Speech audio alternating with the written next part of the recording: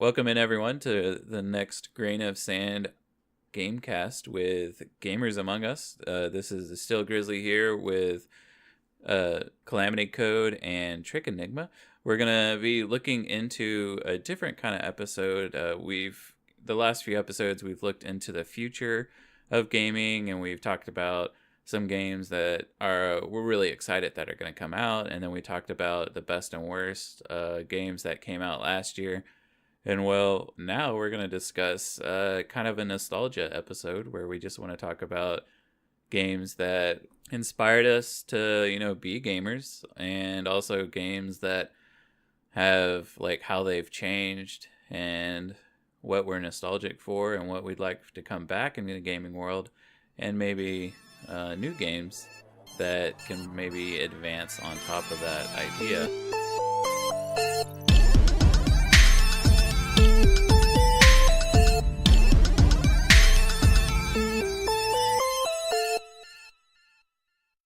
First, we're going to get into some what are some of our favorite old school games. And I know some of mine, I guess I can start on this one. Like I have Command and Conquer, Desperados, Wanted Dead or Alive, Fallout 1 and 2, and also Fallout Tactics, Chrono Trigger, like a bunch of these old games.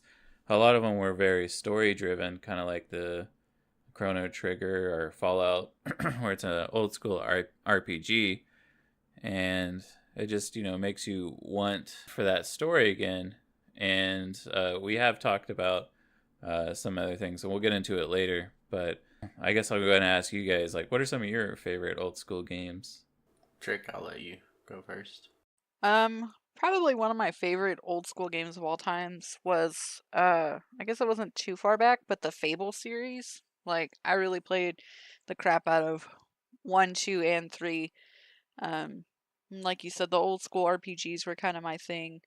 There was Fable, there was Oblivion. I played a lot of Oblivion back in the day, and then I also played games like, I don't know if either of you played it, but Gex the Gecko. Oh, I love that game. I played the one where you're like running around, and I did the one where you were running around in movies and stuff, I think. I think that was Gex 3. That's the one I remember the best. Yeah, Gex 2 and Gex me 3 too. were. Well, I think that was on the legit. 64, the N64, not Commodore. Yeah, they were actually on PlayStation 2, I noticed, and I think I played them on PS1. Yeah, I think I played the last one on PS1, but I definitely remember playing Enter the Gecko on the 64, and that was one that I played quite a bit on it, along with Mario 64 and Diddy Kong Racing. Yeah, I think it's funny, like we all have different backgrounds, but we still played those games. Like, I grew up on PC. Trick and Calamity had more of a console-based background. Yet we've all played those N64 like based games like Mario 64 and, like you said, Diddy Kong Racing and Mario Kart. And I don't know, it's just crazy.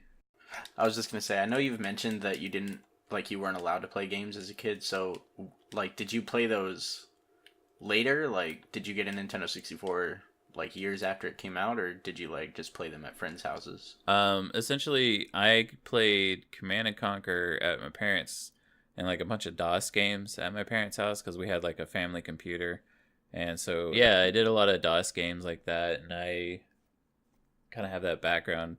And I didn't actually get a console until I was out of my parents' house about 2006. I had an N64, had a bunch of those games. But like you said, yeah, I played at my friends' houses. I would go over and play. Like I remember one.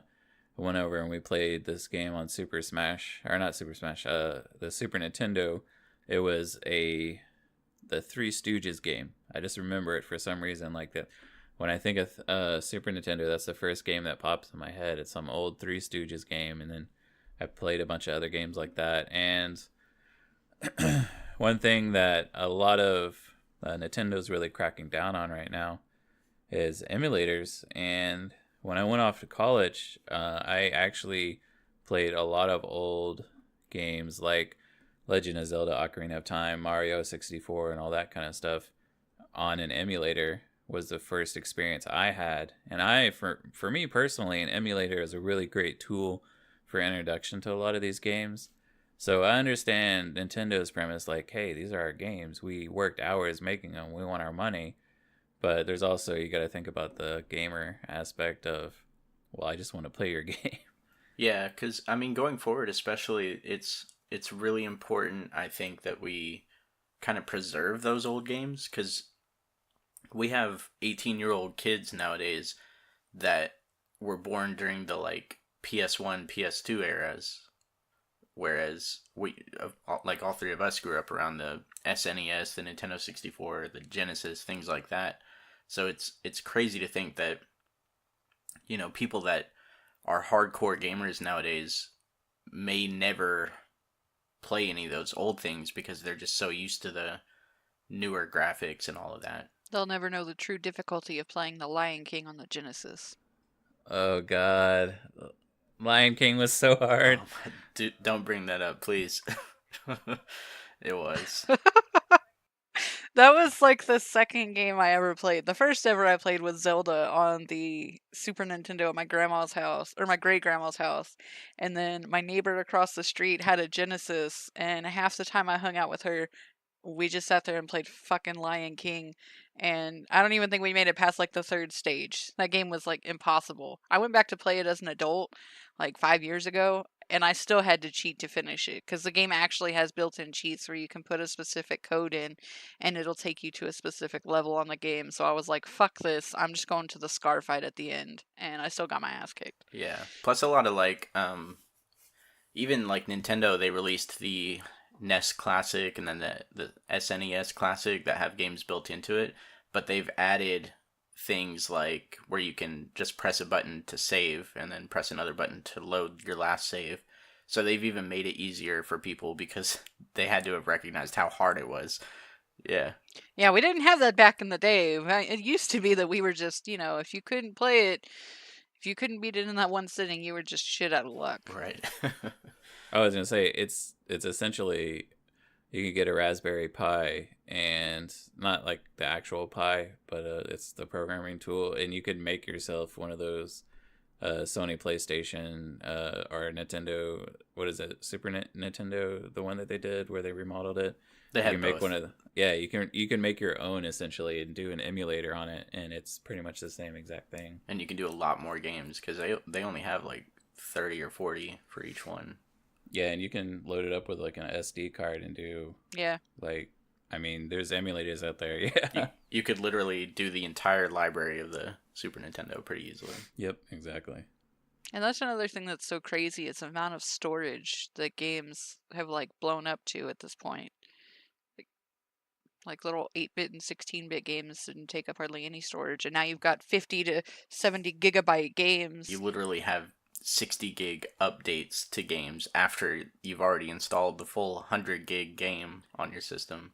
Yeah, like we're using storage that wasn't even thought of back in the day just for one game or one or two games, and it's just crazy how quickly technology evolved to create that kind of situation. Yeah. It's always been funny to me as a PC gamer. I actually had someone tell me this when I was younger. And they said, how can you play a PC game when you have to load it up and then download or install it and then you can play it? I just want to play my game where I can just put it in and play it. And I think it's funny because, back in the day, that's how it was. N64, blow on it, put it in. Actually, I don't think you're supposed to blow on it, but, put it in, load it up, you get the N64 thing. Or the GameCube, the do-do-do-do-do-do, and then the dropping in the middle. Yeah. Yeah, I remember that. But, like, it's funny that you guys just mentioned that because now it's like Red Dead Redemption 2 is 100 gigs, and you have to, like, install that from the internet, not let alone, like an update. So PC players get the last laugh, basically, is what you're saying, is we now get to live your world. Yeah, essentially. Yeah, it's funny that it's moved to that instead of just plugging it in and playing it without any issues. Yeah, so that's a pretty big debate nowadays with games. Like, people say they're releasing games unfinished, and that's why there's day one patches, and they just rush it out because they can fix it later. But there's also a lot of upsides to it, I think. Like, sometimes with these bigger companies, they have deadlines, and there's not really any way to meet it, so they'll fix everything after the game is done and then just send it out. And that's, it should have been right the first time, but they can still clean it up a little bit and polish it and make it a little bit better before you actually get your hands on it. Yeah, I get what you're saying. So on one hand, I mean, you have those patches where they can fix things that come up, whereas in the old games, if there was a problem, you were just pretty much stuck with it. But on the downside, I think it's created this handicap where companies think that they can get away with that, and it's causing a lot of the issues that we're having that we've talked about in previous podcasts. I mean, I don't want to go into it too much, but it's like, they discover that this beta totally failed and none of the shit that was supposed to work worked, and they have 2 weeks now until the actual game comes out, and they're like, oh, we can just patch that up later. And it's like, well, you should have made sure it worked. Back in the day, they would have made sure that it actually worked before they launched it, and nowadays, there's just, as soon as they get it out there, the better, and they can fix it afterwards, after we've wasted our money and time on it. Yeah, I think that's a big difference between back in the day and nowadays. Like, for example, a DLC for a game back then wasn't just a DLC, it was like a whole new brand new game almost. Like, it was doing new levels, new everything. And then nowadays it's just, hey, get a DLC so you can get a new boss fight and a new set of armor for your character. And it's like, okay, so Well, I think the biggest difference is it used to be there were expansion packs and DLC, and they were two different things. Expansion packs, they basically had to, I was reading an article about it earlier, and it was basically an expansion had to be big enough to justify writing a whole new disc or a whole new game to play alongside the original title. So they had to put in, 20 to 40 hours worth of content into it, whereas DLCs were just like the cosmetic stuff. Like, it was all internet based, so it happened more on PC than it did console at first, but it'd be like you were saying, a new outfit or something like that. It wasn't really like game oriented, whereas expansion packs were literally just expansions of the game, and nowadays everybody calls it's all DLC, whether it's an actual expansion of the game or just cosmetic upgrades or even in-game upgrades. Yeah, so I think the term microtransaction started out as referring only to those small little DLCs. Yeah, those small DLCs that are just like an outfit or a new mode or something like that, just something small. But nowadays, I think microtransaction refers more to the whole loot box type system that games like Call of Duty or what are some other ones? I don't know. Overwatch, there's a lot of them. Apex even has it. And Overwatch actually pretty much started that, by the way. But so I don't know. I think nowadays we do differentiate DLC from microtransactions, but really it is the same thing. You're paying for content for a game that you've already paid for, and you're downloading that, so it is DLC. Yeah, I do kind of miss the age of expansions. Like, there was enough content in those for a while. Like, from Dragon Age 1 through, I don't know, about 3 or 4 years ago, I guess, you could get, like, what is essentially like a 2.0 or, 0.5 version of the game. And it was a little cheaper. Like, I remember buying, I think it was Awakening. Yeah. Oh yeah. The expansion for Dragon Age, and it was only like $20.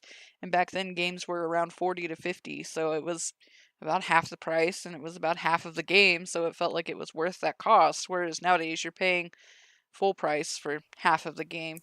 Yeah, and the season pass thing started pretty recently. Did I say season pass? I meant season pass. But it's weird because it started out similar to like expansion packs where you buy the season pass for $40 or $50 and then you get 3 or 4 expansion packs for the game that add new missions and new content, upgrade your level cap, things like that. Whereas nowadays it's kind of going the microtransaction route where if you buy a season pass, you'll get some costumes, you'll get some weapons, but it's not, it doesn't add a whole lot of content for a lot of games. I mean, some still do really good DLC, things like The Witcher. I think their Blood and Wine DLC was basically The Witcher 3 Part 2. Yeah, those were actual. That would probably be the most recent AAA game I can think of doing an expansion. And it's kind of funny in an ironic sort of way. expansions were originally, well, maybe not originally, but were predominantly more for video games on console. But honestly, the games that are doing expansion packs, even now, the most accurate sense of the word, I guess, would be PC games like World of Warcraft or ESO Online. Like, they have new Boo. expansions pretty regularly, and they're full size games. I mean, whether you want to play them or not, they give you a lot of content in each of those expansions. Yeah. I think that's one favorable thing about PC compared to console. At least when Steam first started, at the time console didn't have anything really to compete with it, but Steam had this program where it was essentially, hey, get all these games for real cheap, and then people would buy like $20 worth of games and have their library just expand and have more games, the ability to play. And like you said, expansions kind of came out and DLCs and all that stuff. And when Steam had sales, those were really cheap, like $1, like super cheap. And it kind of advanced now to where not only do PC players have it, but Xbox has their own little thing, and now PlayStation has their own thing. So it's like, I know we're basing on nostalgia for this episode, but there's a lot of advancements, I guess you could say, that have made gaming all around really good. Yeah, I was gonna say there have been some takeaways for console on PC, like the example you just gave, and I know PC is starting to pick up more of the console games. Like, the playing field is kind of balanced out now. So most of the games that you want to get, unless they're exclusive, you have the option of whether or not you want to play it on PC or on console, and that's kind of nice. Yeah. It was funny for a while. It was that exclusive. Like, ugh. Yeah. Like, what was it? Assassin's Creed was like one of those cross-platform games, and I was like, oh, I hate that it's cross-platform. I want to play with a mouse and keyboard. And, there's some games now where I'm like, you know what? I'll just plug a controller up to my PC. It's not an issue. Whereas, like, back in the day, it was because, there wasn't the plug-and-play accessibility that we had, or we have now. Right. We didn't have USB drives. It was all, weird, I forget what. Floppy disk? No. I'm not that old. The mouse plugins, I forget what they're called. Oh, my bad. They're like the 3-prong with the dash through it. Yeah, or something. I know what you're talking about. But yeah, like, it wasn't until USB advancements that I could have the accessibility on all platforms, I feel like.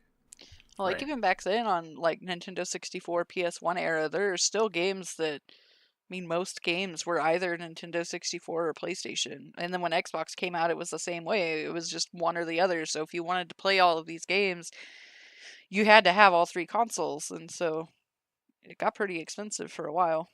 Yeah.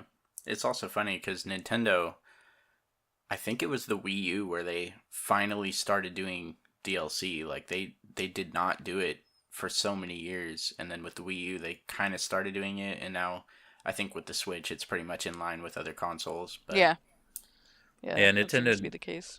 I guess that's a good example of Nintendo likes to do their own thing, kind of, and they've been doing that since the Nintendo.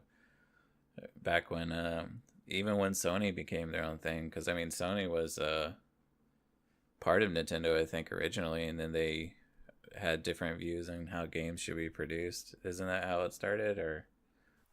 Yeah, pretty much. So, I was reading this thing. I've got it pulled up. So, the precursor to DLC, this is kind of interesting, was the Atari 2600's Game Line service, where you would literally download games using a telephone line. I remember hearing about that. Yeah, and that was before dial-up internet even. So that was that was at least the start of it.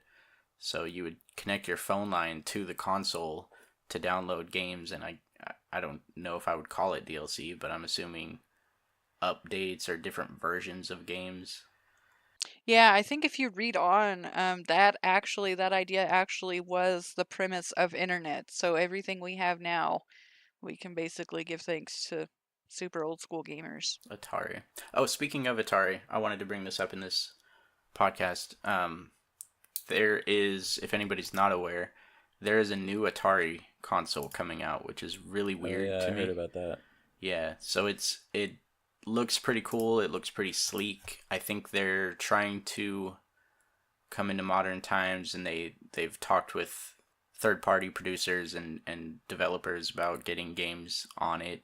But it also comes built in with a whole bunch of old Atari games that you can just play right off the bat out of the box. So I don't know. It's weird, but it's a nice little throwback. I don't know that I'm interested in buying it, but for fans of old games like that, I think that'd be a really cool thing to have. I was pretty skeptical about the Switch when it first came out, and now I'm one of the main people that'll tell you to get one in a heartbeat, so I wouldn't cast any console out at this point. Yeah, but it's weird to me because there's not really any holes to fill.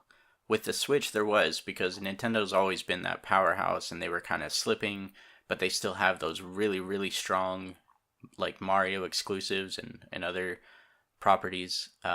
So they did have that hole to fill where we needed another good Nintendo console. Whereas the Atari, like, what is it going to bring to the table that I can't get on a Switch, a PS4, an Xbox, or a PC? Or an emulator too. I don't know. I guess we'll have to find out. Yeah, exactly. I mean, it really feels like this day and age, just because like everyone my age, in their 30s, it's the nostalgia feel. There's movies being remade. Didn't they just remake? They redid it. They redid what's that other one? Not the Children of the Corn. The one Pet Sematary. They just redid that. And it's like, oh yeah, they did Carrie a few years ago. Yeah, they're redoing all these movies, and they're doing the kind of same process with video games, which is why we have the PlayStation 1 release that's coming out, or I think it already came out, or the Super Nintendo, where it's all like all your old games bundled together for a low price, and everyone's like, oh my god, this is amazing, I can't believe. And it's like, for me as a gamer who has had access to emulators for years, I'm just like, dude, that's just like wrapping up an emulator and putting it in a box and making you pay $40 for it, Yeah. I mean, if I were a console collector or like a Nintendo console collector, I would probably get it. But I don't know. I don't see the point, because, like you said, we have emulators. We have, if you have a Wii U, you can buy most of those games on the online store. I think they're adding that to the Switch if it's not already there. So there's so many different ways to play these games where you don't have to buy another box that connects to your TV. There's a lot of, to kind of move forward to today, there's a lot of games, a large majority of games are being remastered. And I know that there's some games that, I know this is kind of a little ahead on what we're talking about, but like, there's some different games that I've been wanting to come back. Like, I've been recently playing Desperados Wanted Dead or Alive, which is an old game. It came out in like 2000, 2001. And for me, I mean, that's not really old, but it's like, it's a game that I played when I was in high school. I really enjoyed that. And I haven't really seen much since then, of that genre, which is kind of like the Commandos feel, where you're controlling, 1 to 5 people, and they each have little abilities. And then all of a sudden we have Shadow Tactics, which came out, and it was done by this small little company, and now they're coming out with Desperados 2. And we think, like, we're talking about nostalgia, like, I really miss this game. But there's a lot of things going on nowadays that we see, and we're just like, hey, they're coming back with this game, or they're doing that game. And I feel like, since I have a history degree, like, I have a history past, and we notice this a lot in history. There's always they did it right in the past, or there's we're smarter, or they were smarter than we were. And a good example of that is, I don't know if you guys have ever played or heard of E.T. Oh yeah, the game that almost killed the gaming industry.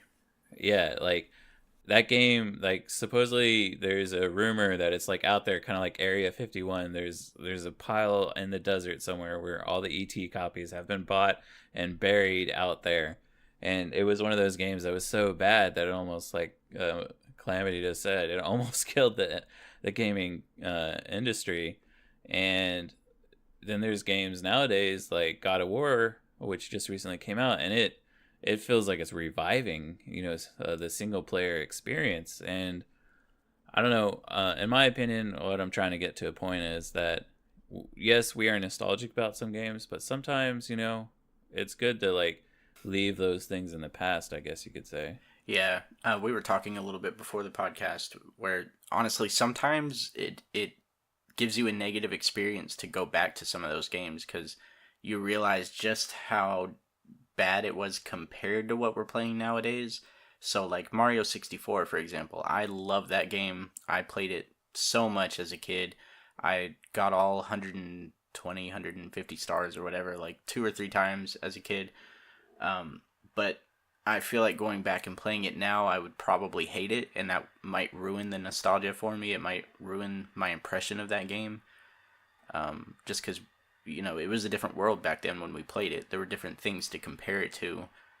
We didn't have God of War to compare to things like that. So Yeah, and another thing, we had kind of talked about it a little bit, I think yesterday, but like always felt like back in the day that games were so much longer than they are when we're replaying them now. Like the Spyro trilogy, I spent months on those games, and then when I bought the remastered version of it and went back to play it, these levels were like extremely easy, and it's like, well, what the hell?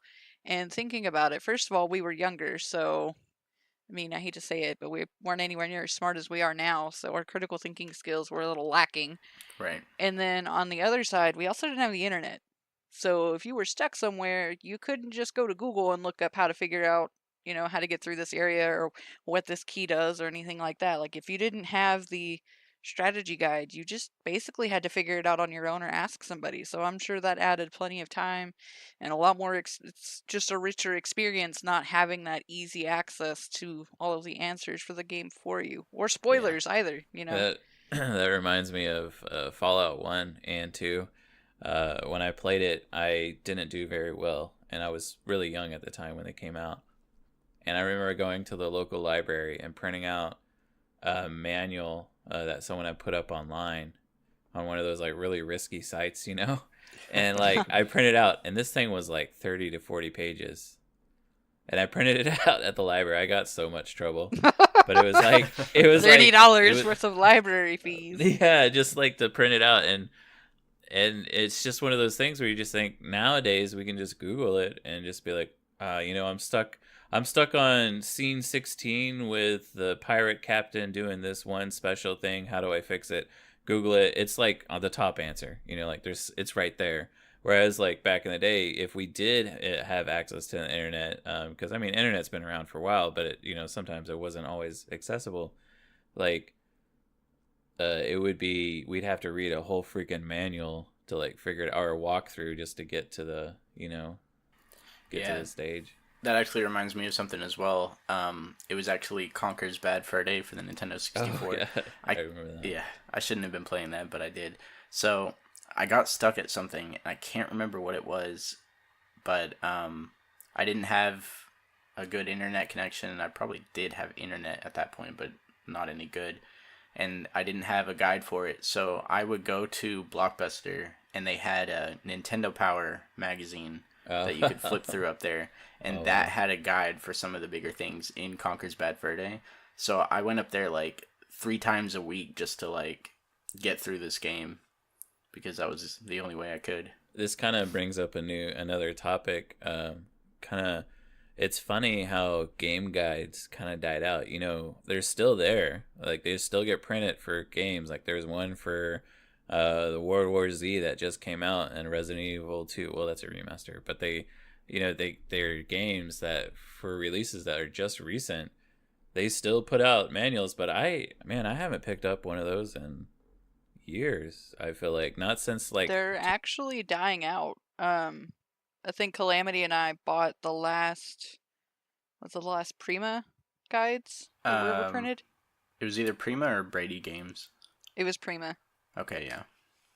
But yeah, when we were at GameStop the other day, or not the other day, I guess it was a couple weeks or months ago, the guy behind the counter was just like, "Here, you can have our last copies of this Prima guide, and it's the very last one they're printing.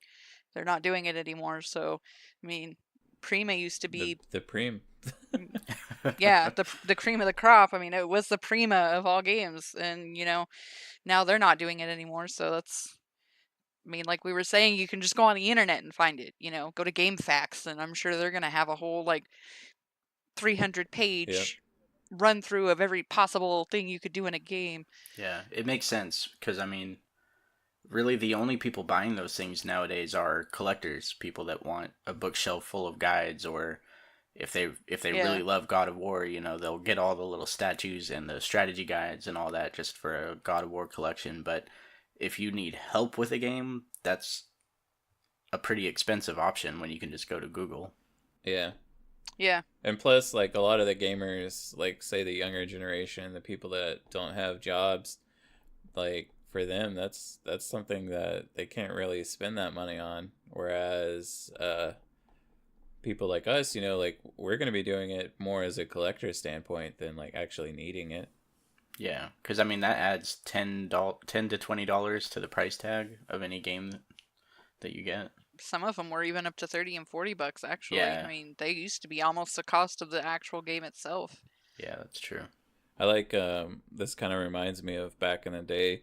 I used to pick up PC Gamer magazine, and when I would get that, it would have the demos, and it would have a disc. Oh man, It would demo have discs. yeah, it would have a disc of like 6 or 7 games, and I remember playing some of those games. Like, some of them are games that are super popular, like Rise of Nations and stuff like that. Like, I don't know if you guys Yeah. have heard of those games, but are Yeah. the old Lord of the Rings that was kind of like Age of Empires. I forget the name of it. We have those game discs, but now, like, it's all like alphas and betas and early access and everything, and you still have to pay for most of that. Yeah, they really don't give you any free content anymore the way they used to. And I mean, like you were saying, some of those games were great. I mean, talking about remasters, the Okami game that I recently played that's been literally remastered for every platform nowadays, Switch, PC, PlayStation, I think Xbox. If not, they're the only ones. My first experience with that was on a demo disc, and it wasn't just like 5 or 10 minutes of the game. It was like the first half of the game, just on this free little disc that they gave you. And it's funny because actually a lot of those demo discs had the full game on it, but they would add in some code that would like lock you at a certain point. So a lot of Yeah, people that could hack these games, they would just remove that code, and there they go. They have Yeah. a free game. I mean, it's kind of funny how things have advanced. Like, in one way, it's been good. In some other ways, it kind of like cuts into that nostalgia of missing out on a lot of games. the video game industry as a whole, I feel, has gotten a lot more because it's more mainstream and because everybody seems to be playing games nowadays. It's a lot more money centered. I mean, back in the day, it was still pretty money centered, sure, but like it just seems a lot greedier now than it used to be. Well, yeah, especially with the microtransactions and everything. Yeah, yeah, but I mean that's just the nature of a democracy. It's just how the economy's gonna go, no matter Yeah. what it is. With everything is always about money. So Yeah, that makes sense. it's unfortunate, but it's to be expected. I mean, it's one of those situations where, like, yeah, it does suck that it's not like how it used to be. Like, we're missing out on the demos, we're missing out on those game guides, we're missing out on a lot of like hanging out with your friends and playing a game together. But in a way, there's some advancements that are good, like for example, Apex, like, and Fortnite and stuff like that. Like, we're not always able, we don't live close to each other. We're not always able to get together and hang out. So the multiplayer aspect, though it does kind of cut into that couch co-op kind of thing, it is effective for, like, I mean, connecting with people that you never thought you would. Like, there's some people just with our streaming that we've been doing off of the podcast that I've connected with that I don't think I ever would have met in my entire life if I didn't see him online playing a video game, and now I see him watch them and hang out with them. And so, I mean, there are some advancements that uh, have not only just kept gaming alive, but I feel like pushed it to the forefront and made it like the esports. That's a good example, I guess. Yeah, Yeah, I guess all the money funding into it, I mean, it does have its pros and cons. Like you said, the internet, the technology advancements that have been made because of all the money that's being poured into it really are the prime example. Like, we wouldn't have half of the technology we have now for games if we didn't spend $80 a pop on a game, you know? Yeah. Yeah, there's so many things that have come out of the evolution of gaming that are great for convenience and accessibility. We do miss those things like couch co-op, but as adults now, we're you know around 30 or 40 years old. It's not really viable to go over to a friend's house and play a multiplayer game on the couch for an evening. Like that's Right. just not something we can really do. Can Jimmy come over and play? Yeah, Yeah, as great as the old games used to be and as nostalgic as we are for them, I definitely wouldn't go back to that era.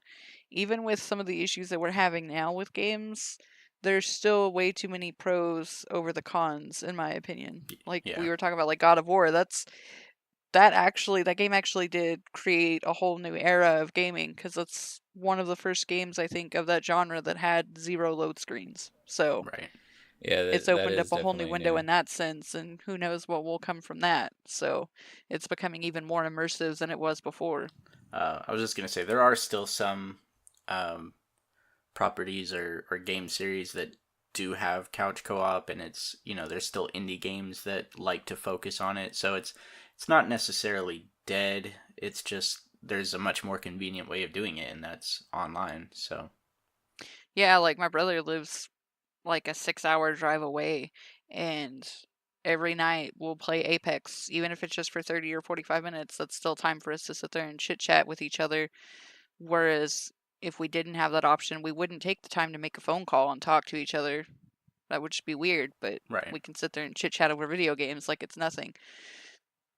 And that same technology gave us the ability to sit there and watch Game of Thrones together earlier. Yeah, that's Like, definitely I just true. downloaded the app on the Xbox and we sat there in our party chat and talked about the show as it was going. So that was pretty awesome. Yeah, I mean, there's a lot of advancements, but I mean, I think that is something that's really good about Twitch or Mixer or all these streamer platforms is that, or Skype or Discord or any of those kind of things where it's like now we have the ability to, we can't hang out together, but say if I want to hang out with someone from Canada, and like watch a movie together, we can because we can hang out on Discord and be like enjoy it, pause it at the same time, kind of thing. Get to know, see certain parts and both be shocked at the same time, kind of thing. Yeah, it's basically exactly It's what we did. it. I mean, it's not uncommon nowadays that people will do that where they'll watch a show and hang out. And I feel like there's a lot of people nowadays who tend to think technology is like a horrible thing. Like, oh my god, you're on your phone all day, and it's like, yeah, well, back in the day, people would sit there on their books or read newspapers. Like, it doesn't change the aspect of people don't like interacting with other people a lot of the time. Unless you're like one of those people who's like, I just want to meet everyone. I love you. Ah, ha, ha, yay. Like, not everyone's like that. And a lot of introverted people, for them, the internet's an amazing way to interact with people they never would have met before. And I think people who instantly kind of knock that down, I don't know. I just think, in a way, I miss a lot of the like hanging out with my friends, but at the same time, nowadays, like I said, like we never would have made this group if it weren't for technology and internet and being able to play games together, like that's true. we can now. There are some cons though.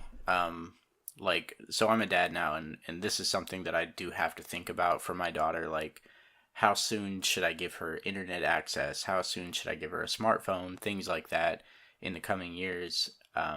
So it can definitely be an issue because even with myself, I've noticed that my attention span over the years has gotten a little bit shorter. Yeah, I constantly have my phone. If I'm sitting there for 5 minutes with nothing to do, I'm gonna pull my phone out and focus on that. And it's just like obviously there are just way more advantages of having things like that than there are disadvantages. But you know, it does affect people, and it does affect personality. Yeah, it has definitely created that era of instant gratification.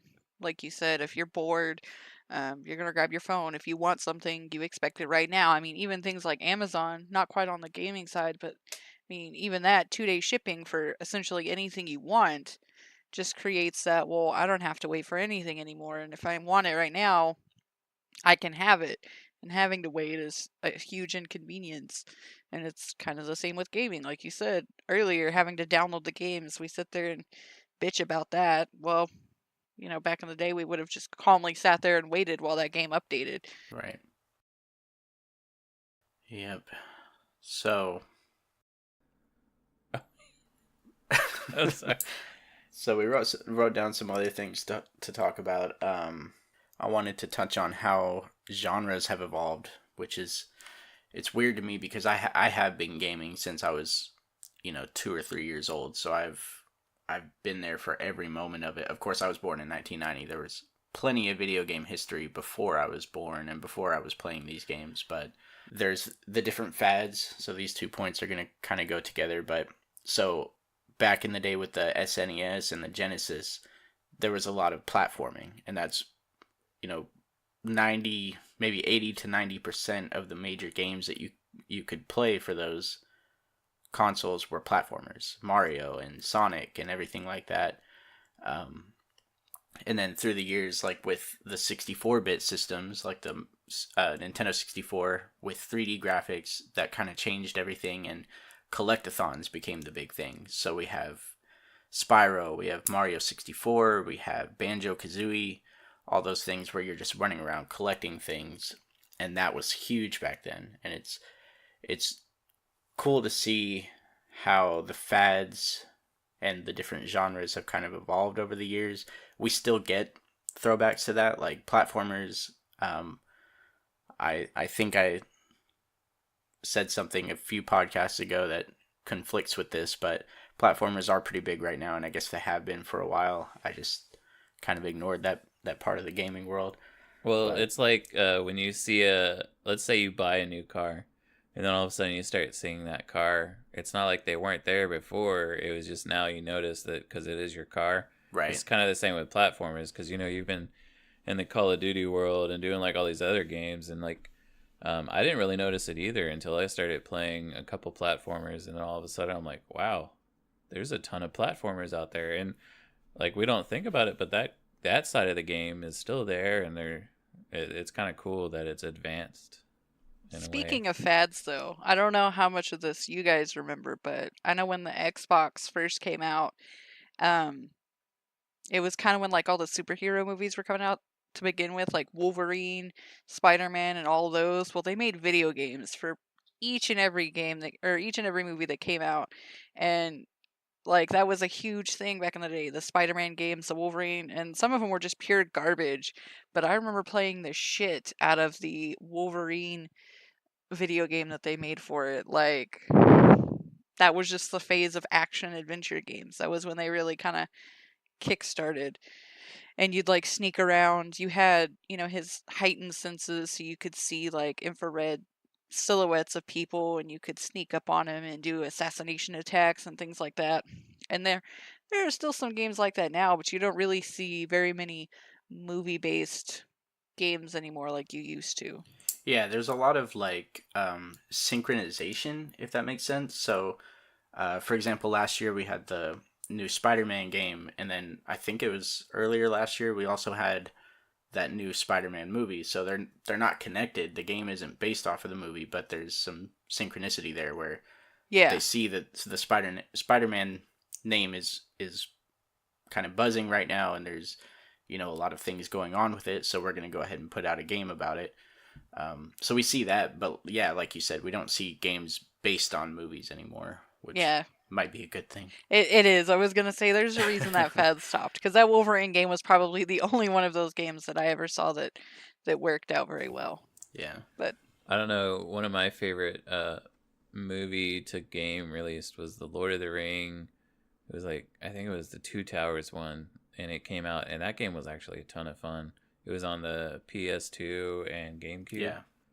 At the time, it was actually, I don't know, it had a really awesome story. You could play Aragon and Gimli. You could play it was like a third person game where you just ran around and killed elves and stuff. Or not elves, sorry, orcs.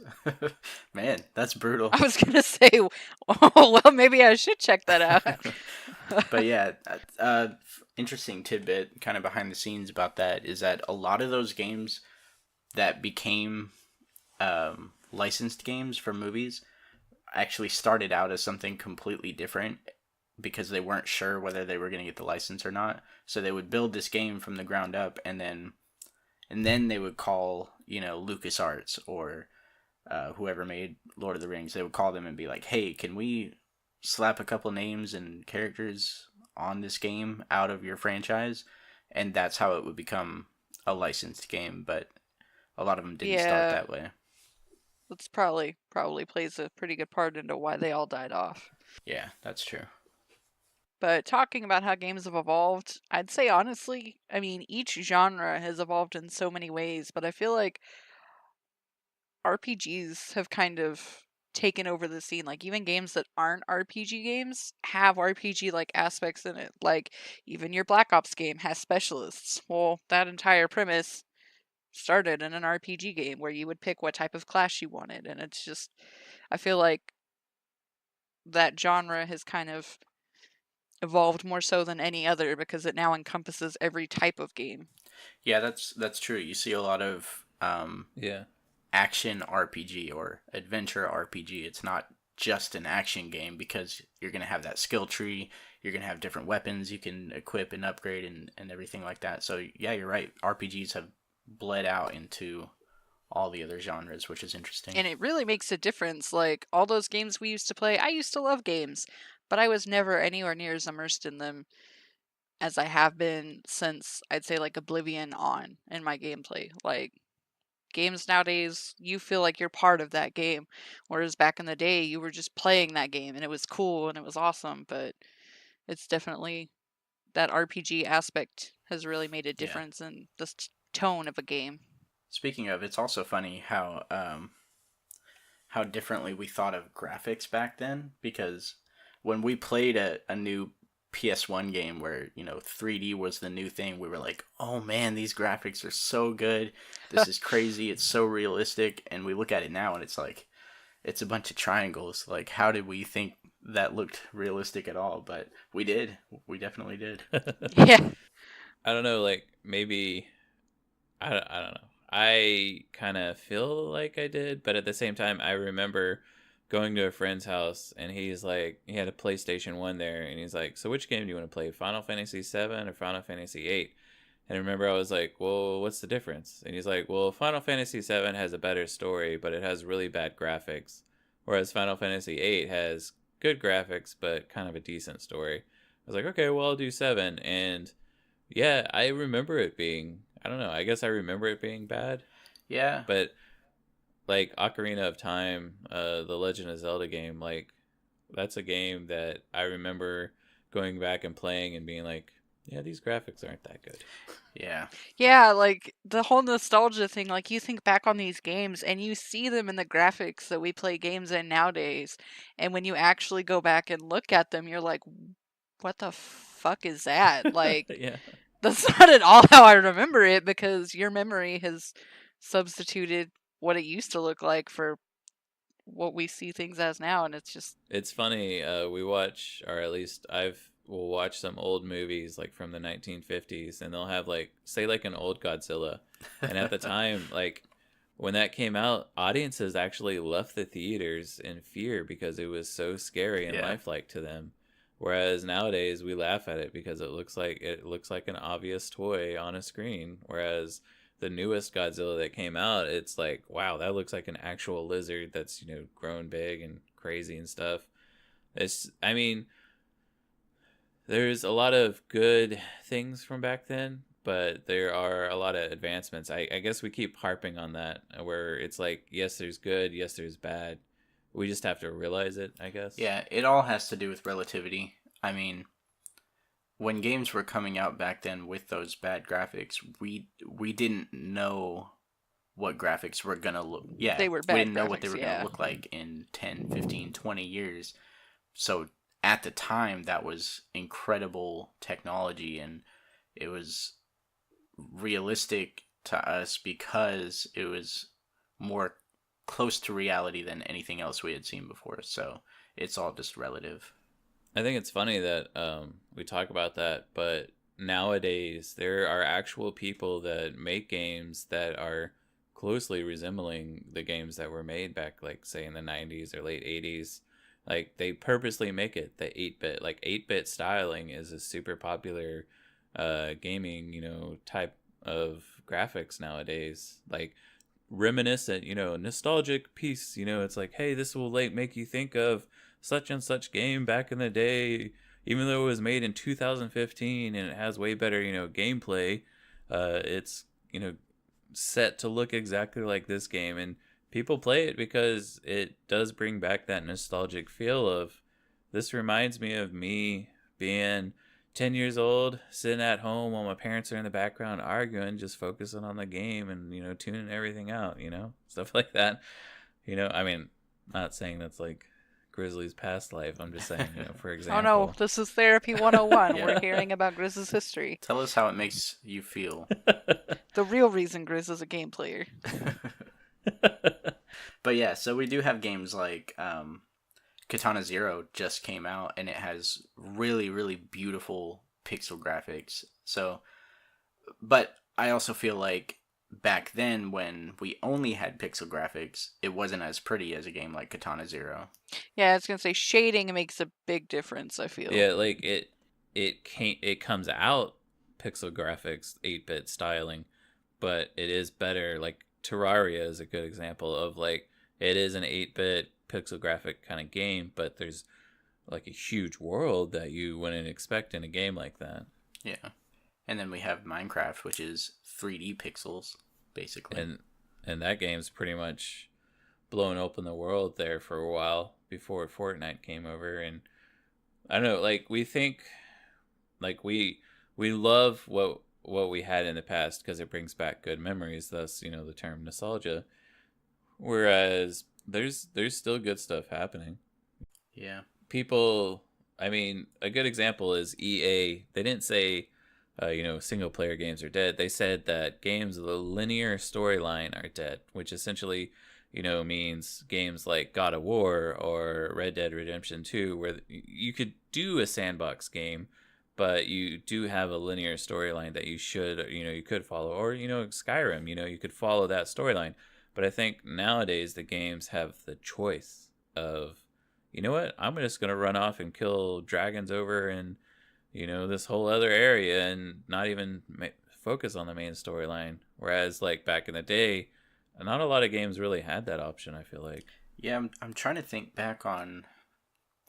I mean, there were games that had a quote-unquote open world, but it wasn't the same as it is now. It was like, open world means you could do this quest or this quest, but one way or another you have to do both to proceed, like things like that.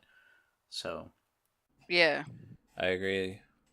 Well, it's like we look at games back in the day, and we like Trick said earlier, we thought that this game would be super huge. Like Fallout 1 and 2, they're really big games. They really are. And there's a lot that you can do. But compared to, say, Fallout 3 or Fallout 4, like, they're like hugely overshadowed by those games. Just if we're talking about time played and, looking in areas. Whereas some of the older games, I think Calamity mentioned this, like a lot of the older isometric RPGs were 20 to 30 hours. And for us, that's pretty long. But now people are putting in 30 to 60 hours, So we need games that fill up and bring that extra environment. So that's why you have Skyrim, where you can spend 100 hours easily just running around farming and mining shit, so that way you can get stronger and get, you can max out your level before you even get through the main quest. yeah, and that also kind of makes me think about the price tag aspect of it. Like, it's crazy to me that we used to spend $50 to $60 on a game like I'm trying to think of a good example, like a not so great Nintendo 64 game, but things like that we would spend 50 to 60 bucks on, compared to now we spend 60 bucks and get this huge crazy open world that we can put 300 hours into if we want to. And it's just crazy how it's evolved like that. Well, they weren't always 50 game or $50. Like I think back in the day they used to be 20 to 30. Because I remember the first game we bought for $50. I don't remember which game it was, but I remember how pissed off my dad was that we were spending $50 on a game. I'm Googling it right now. We're going to see. All right. So, how much did games cost back in the day? NES games ranged from around 30 to 45. SNES games were usually 50. And Nintendo 64 games were 50-ish. Yeah, I remember it was about $40 to $50 normally. But yeah, so I mean, that does have to do with, just the world in general. Like, computers are the same way. We used to spend $1,000 on like a 50 megabyte hard drive, whereas now we can spend half that on 3 terabytes. Like at the time, that $100 was worth it, but nowadays it's like, wow, that would have been a waste of money. But yeah, so it's just how things evolve. But that is crazy to think about. Well, I mean, in a way, I kind of feel like games should be more than $60. I know this is probably an unpopular opinion, but we have games that come out with twice, maybe 5 times more content than what was back in the day, and they're still $60, which is why we have these special editions which provide all this extra stuff.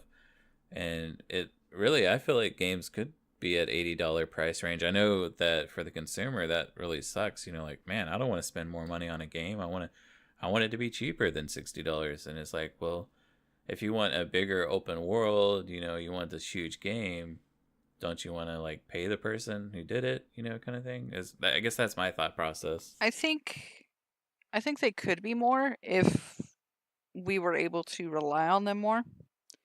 Like I was saying earlier, it used to be when you bought a game, you didn't have to worry about whether or not the game was actually going to be playable or if there were going to be any bugs. You just bought the game, put it in, and proceeded to play it. Whereas nowadays, you're hesitant to buy any game until somebody else has played it and left a review to know if it's even worth checking out.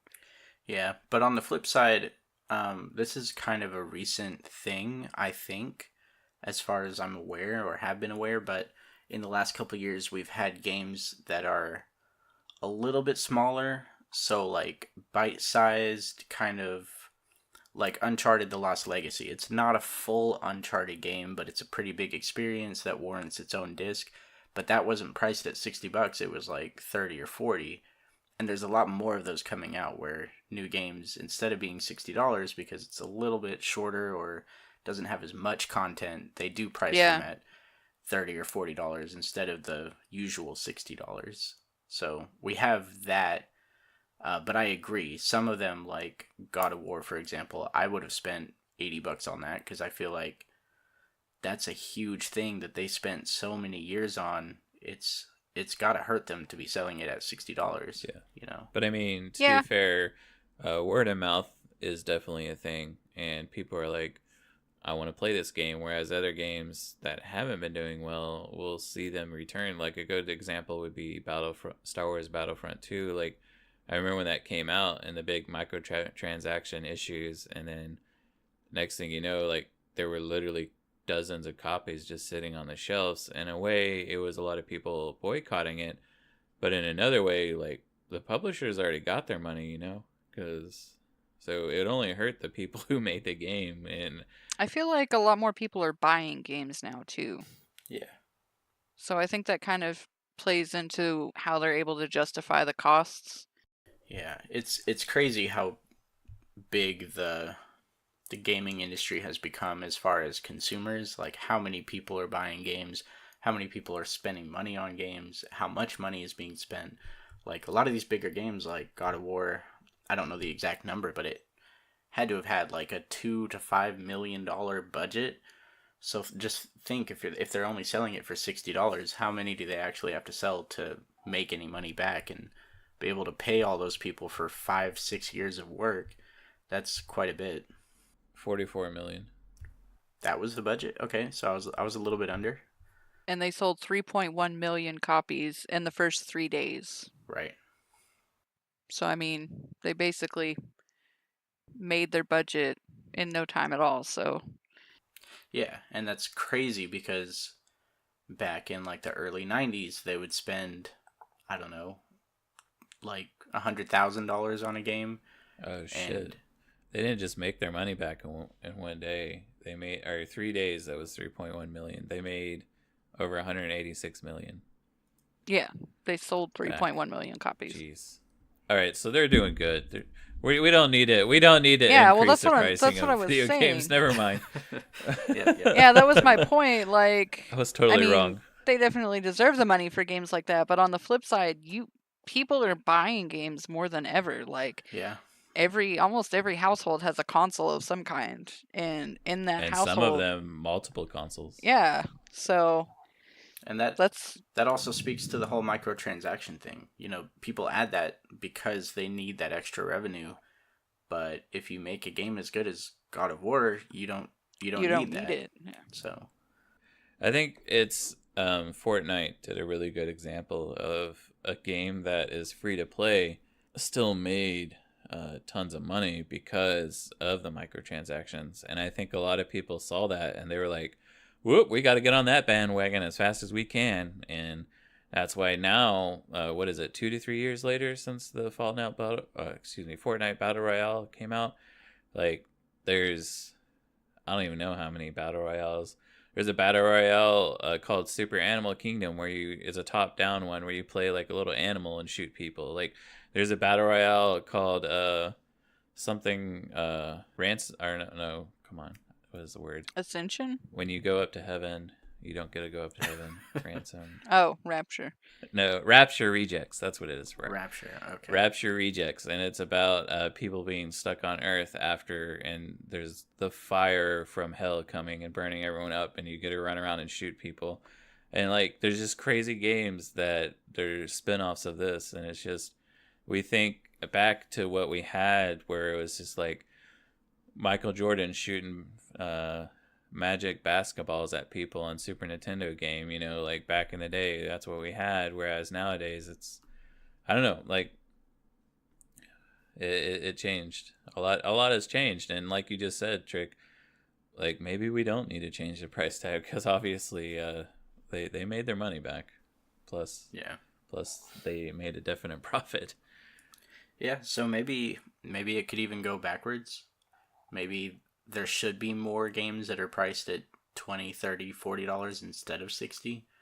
Yeah, and then I guess that kind of brings up the topic of why are there $80, $100 special editions that, you know, when you really don't need it, I guess, unless that special edition comes with a bunch of stuff that, like a statue and a map or that manual we were talking about that, you know, no longer is being used.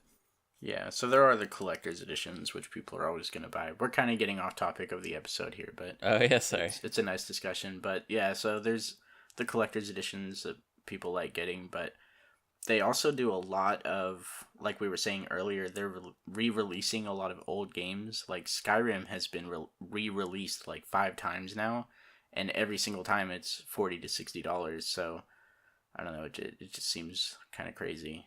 Yeah, like at least with Okami, when they've been re-releasing it, or like Dragon's Dogma, the games that I've been playing that have been re-released, they're only $30 a piece, which seems fair. You're getting, you know, quite a bit of content, but it's a game that you've played before, so it's only half the price of a new game. So I feel like a lot of these re-released games should be geared more towards that price tag.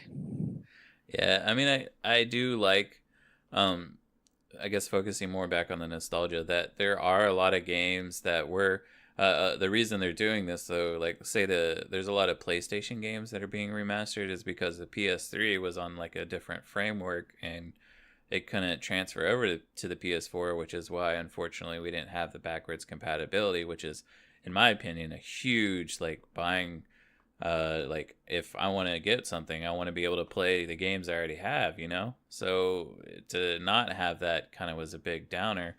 But at the time of this episode, at least, we know that the PS5 at least has been rumored to be backwards compatible. So that in itself is going to be awesome to be able to, like, in the future, be able to come back and look at PS4 games that have come out and be able to play God of War on the PS5, you know? Yeah. Yeah, and like especially for someone like me, like I literally have now over 100 physical PS4 games because I love having that collection. So you know, if there was a new console that came out and suddenly all the new releases were only on that console and I can't play those 100 plus games that I have for PS4, you know, I wouldn't really feel all that great about having to buy a PS5, but since it is backwards compatible, that collection is still there and I can still play everything pretty easily. Yeah, they definitely did come out with a new, what is it, the PlayStation Now, I think is what it's called, where you can play old games instead of like the hard copy. But as a collector, you know, harking back to what we were talking about earlier, whereas why would we want to get this Super Nintendo or the PlayStation 1 that's been released now with a bunch of games on it? It's because there are people out there who are like, you know what, I enjoy all these games and they bring back so much good memory to me. I may as well get this old version of this, you know, to at least have it in my house, especially with the modern upgrades that I can save now on games that were so challenging because we couldn't save before. And you only had like 3 or 4 lives, and that's all you had. Kind of like the old Donkey Kong games, Donkey Kong 64, where you had like 5 lives, and you got some throughout the game, but if you died, that was it. You had to start back over. And I mean, now with the ability to save, the progression is a lot nicer, I guess you could say. Yeah, so I wonder. It seems like games are kind of getting harder, obviously, because of things like Dark Souls, where you really do have to have a lot of muscle memory, and you have to go through and memorize all these different enemies and how they're going to attack and all that. So it seems a lot harder compared to like, I'm going to use Lion King as an example, where all you were doing was jumping. Basically, that was it. You jump and swipe, but it was still difficult. So they're harder now, but at the same time, they're making these games a lot easier because we don't have that life system. You can save every 5 seconds if you want to. You can die a million times and you don't have to go back and start over. You just keep reloading that save. And some games even save for you, so you don't even have to worry about it. Like pretty much every time you walk into a new room, it's fine if you die because you'll be right there at the start of the room again. Yeah, I agree. And a good example of that is something like Celeste, which recently came out, where like you die and you just go back to the start of the room. You know, it's not one of those ones where it like makes you start the whole game over. And I understand there's that aspect. I guess Calamity just recently got the 100%, right? Or for what? For Call of Duty. I finished the Dark Matter camo, which is a really hard.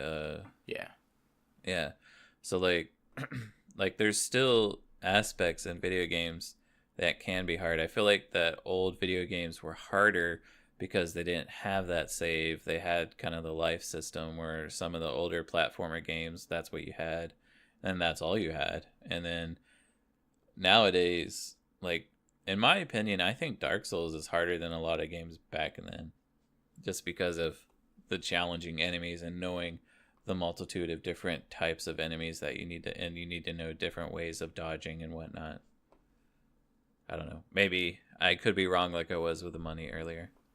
Yeah, I don't know. I mean, I haven't played any of those old games in such a long time because I'm kind of a graphics nerd and I don't like games that have outdated graphics. So I haven't played a lot of those old, like, Lion King or anything like that, but I feel like it's really just kind of the same, where you just kind of memorize the platforms and get your timing right, and that's it. Yeah, I think a lot of the challenge back then was that it was, one chance. Yeah, that's true. And nowadays, games are actually built to be harder. So I do think that's definitely a thing.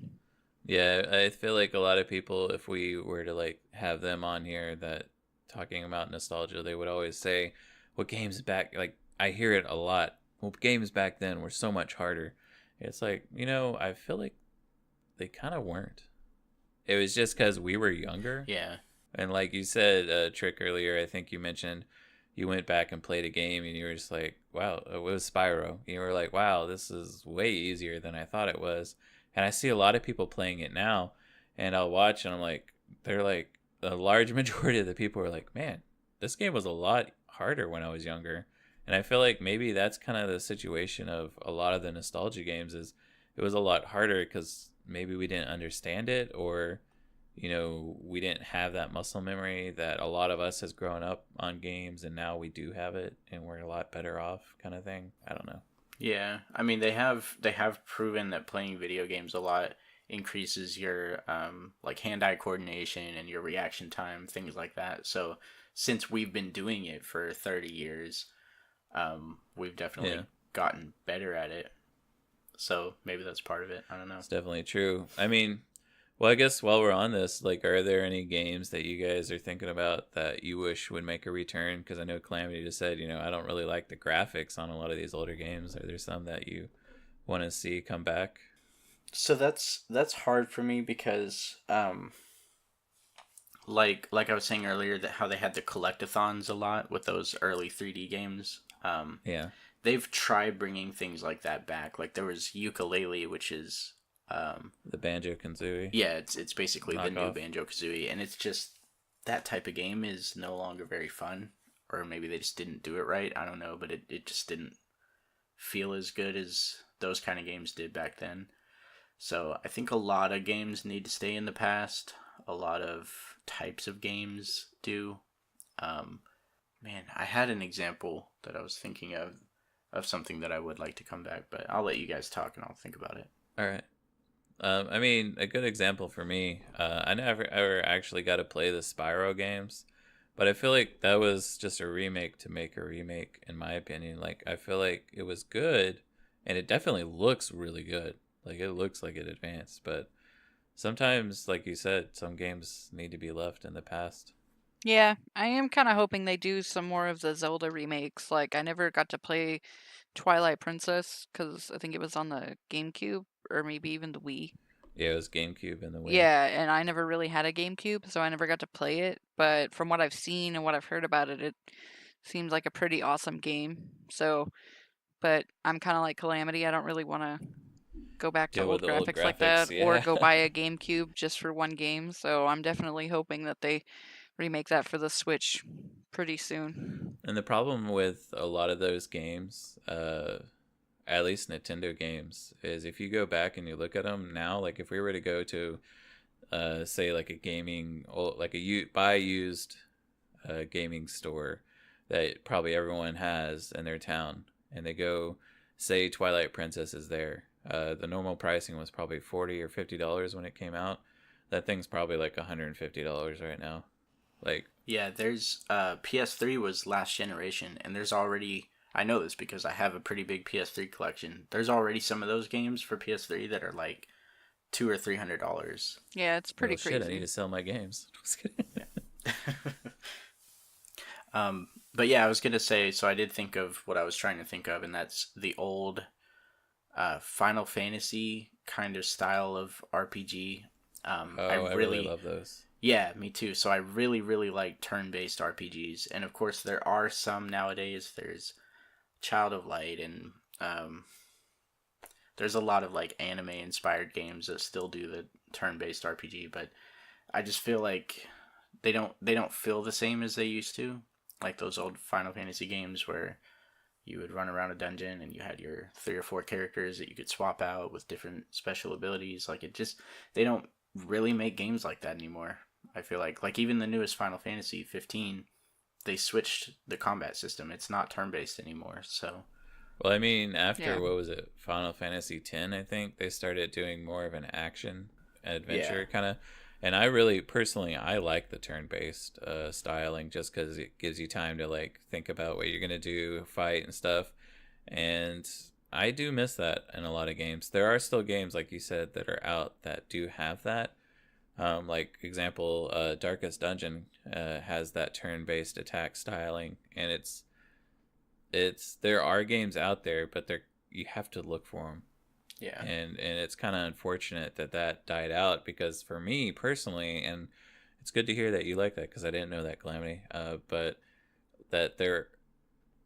I think that there needs to be more of that. Like, I understand that people are like, well, I want to run around and I want to be the guy jumping around and doing stuff. And it's like, I don't know, I guess my tactical brain likes more the turn-based, like, style. I like how you can plan it out, and you can, like, go into a battle knowing what you need, so you stock up on 20 different potions or whatever. Like, get all the Phoenix down so you can revive people. Yeah, I love that stuff. I don't know. I miss that in a lot of games too. And like I said, there are games like that out nowadays. It's just hard. It's hard to find them, and the bigger studios aren't making them anymore. So the ones that you do find are usually indie games, and they're not really fully complete, or they don't feel as full as those older ones did. Or they're really fucking hard, like Darkest Dungeon. Or it's so challenging that it almost ruins the fun. You're just like, oh god, this is too hard. Yeah, so look forward to the future for Gamers Among Us. When we're making some money, we are going to make a freaking turn-based game, and it's going to be awesome. So keep your eyes peeled for that, guys. I like that idea. Trick, did you have anything to add to that? No, I think you guys summed it up pretty well.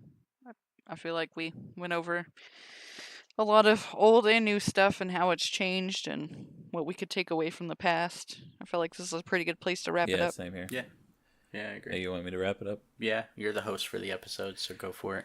Wrap it up tight and throw it in the basket. Sorry, okay. Well, yeah, this has been the Gamers Among Us here. This is the Still Grizzly with Calamity Code and Trickenigma.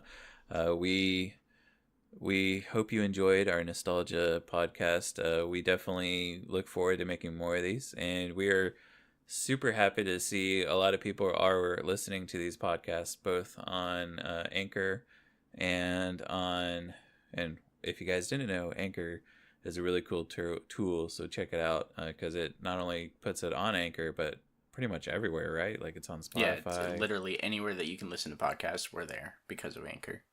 Yeah. And also we're on YouTube, and surprisingly our YouTube podcasts are getting more views than some of our just regular videos, which is actually kind of cool. Yeah, so speaking of that, so if you're listening to this on Anchor or Google Podcasts or whatever, we do have a video version that comes out of every podcast. It's not like we're not being filmed doing this recording, but we'll play some videos of the games that we're talking about in the background. So that's an option if you prefer to do it that way. So check us out on YouTube for that. Yeah, and if you you want to know more about us, we have a Twitter at Gamers Among, and then we have Facebook, which is under groups/Gamers Among Us. We also have a Reddit, which is, I think, r/Gamers Among Us, right? Yes, and you just reminded me, I still need to update that because I haven't touched it in like 2 months, I think. Yeah, and you have to be patient with us, because it is just us three doing it, and we do sometimes have people hop in. Like, we had Will, who started. He helped us out on our first podcast, and he did a couple videos for us. And we're definitely planning on having more people. So if you're definitely interested in that and you want to get into it, we also have a Patreon, which, if you want to check that out, that's one of our avenues in which we're going to try to get some money, so that way we can actually, once we start getting people to help us out, we can help them contribute to them with some money towards maybe artwork or helpful trailers and stuff like that, so that way we can grow our brand. And we want to do it with you guys, because like our name is called Gamers Among Us, because there's gamers everywhere out there, and we want all of us to play and talk and hang out. And one of the cool levels on the Patreon is you can potentially be in a podcast with us, and we look forward to anyone who does want to join. And I think I also forgot to mention, we have a Discord as well, if you want to hop in there and just chat with us while we're working and whatnot, because we can have our Discords up, at least for now. Who knows what happens with our work in the future. But that being said, I do hope that you enjoyed our nostalgia podcast today. This is the Still Grizzly, and I'll let them. You can say your names. And this is Calamity Code. And this is Trickenigma. And we want to thank all of you guys for coming out and listening to our video or listening to the audio portion. And we want to thank you guys because we couldn't be doing it without you. This is the Gamers Among Us signing off. Bye, guys. Bye. Bye.